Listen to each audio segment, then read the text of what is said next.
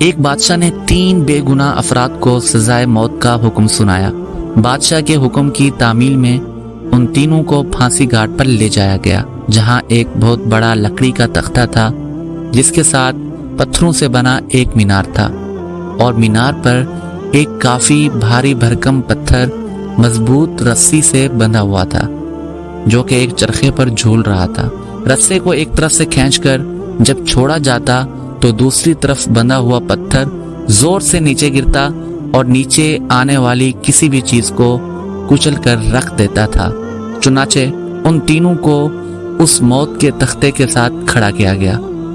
ان میں سے ایک عالم، ایک وکیل اور ایک فلسفی تھا۔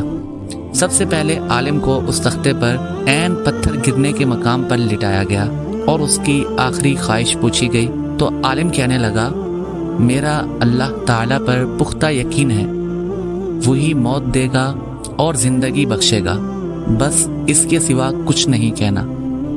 اس کے بعد رسے کو جیسے ہی کھولا تو پتھر پوری قوت سے نیچے آیا اور عالم کے سر کے اوپر آ کر رک گیا۔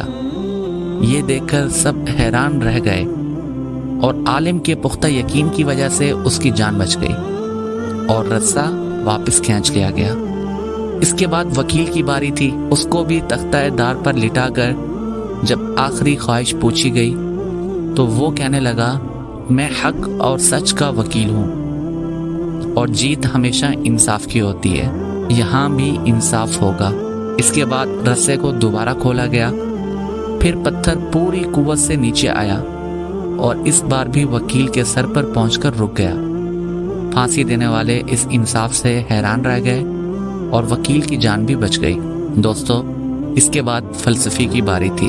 اسے جب تختے پر لٹا کر آخری خواہش کا پوچھا گیا، وہ کہنے لگا، عالم کو نہ اللہ نے بچایا ہے اور نہ وکیل کو اس کے انصاف نے۔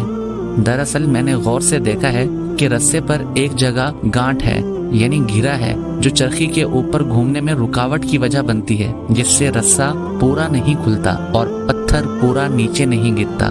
فلسفی کی بات سن کر سب نے رسے کو بغور دیکھا تو وہاں واقعی گرا تھی۔